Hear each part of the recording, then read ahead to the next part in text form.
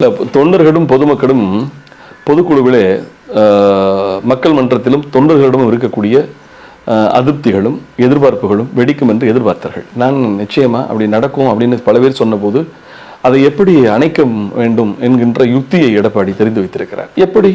ஒன்றே ஒன்றுதான். ஒரு மனிதனுடைய வாயை அடைப்பதற்கு சமகால அரசியலிலே பணம் தானே பிரதானம். பட்டுவாடா நடத்தியிருப்பார். யாரும் எதிர்கருத்துக்கள் பேச வேண்டாம் என்கின்ற வேண்டுகோளை வைத்திருப்பார்கள். ஒன்று ரெண்டு பேர் அதை மீறி பேச வேண்டும் என்று நினைத்திருந்தால் கூட அவர்களுக்கு அந்த வாய்ப்பு நிச்சயம் மறுக்கப்படும் என்று நான் நினைத்தேன். அந்த அடிப்படையில் ஒற்றுமை குறித்து பேசுவார் என்று எதிர்பார்க்கப்பட்ட மூத்த சட்டமன்ற உறுப்பினர், 9 முறை சட்டமன்றத்தில் வெற்றி பெற்றவர், அம்மா காலம் தொடங்கி இன்றைக்கு வரை அதிமுகவினுடைய நலம் விரும்பியாக இருக்கக்கூடிய திரு செங்கோட்டையன் அவர்களுக்கு பேசுவதற்கு வாய்ப்பு தரப்படவில்லை. அதுபோல அன்வர் ராஜா பேசுவார் என்று எதிர்பார்த்தார்கள். அவருக்கும் பேச்சு மறுக்கப்பட்டது. கடந்த காலத்தின் அம்மா காலத்திலிருந்து பல பொதுக்குழுகளிலே அவர் ஓப்பனிங் பேட்ஸ்மேனாக பேசுவார். அவருக்கு அந்த வாய்ப்பு தரப்படவில்லை. அதுபோல பல இடங்களிலே மனம் திறந்து ஒன்றுபடாவிட்டால் நாம் எதிர்கட்சிக்கும் சிரமப்பட வேண்டியிருக்கும் என்று பேசிய தங்கமணி இன்றைக்கு நன்றி உரை, ஒருவருடைய பேச்சை அல்லது ஒருவருடைய குரல் வழியை நெரிக்க வேண்டும் என்று சொன்னால் ஒன்று பேச விடாமல் தடுப்பது, இல்லை என்று சொன்னால் அவரை நன்றி உரை சொல்ல வைப்பது.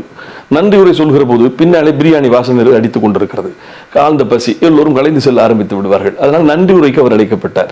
அப்ப எடப்பாடியினுடைய யுக்தி, இந்த கூட்டத்தை கூட்டி என்னால் நியமிக்கப்பட்ட நீங்களும் உங்களால் நியமிக்கப்பட்ட நானும் ஒன்றாக இருக்கிறோம் என்பதை ஒரு தோற்றத்தை உருவாக்குவதற்காக அவர் மிகச் சிறப்புப்பட்டு மிக அதீதமான செலவுகளை செய்து அவர் திட்டத்தில் நிறைவு வெற்றி பெற்றிருப்பதாக அவர் கருதுகிறார்.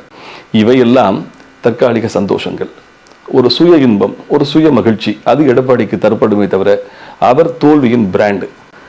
புரியுதாங்களுக்கு? 10 தேர்தல் பழனிசாமி என்கின்ற அடைமொழி மக்கள் தந்திருக்கும் பட்டம்.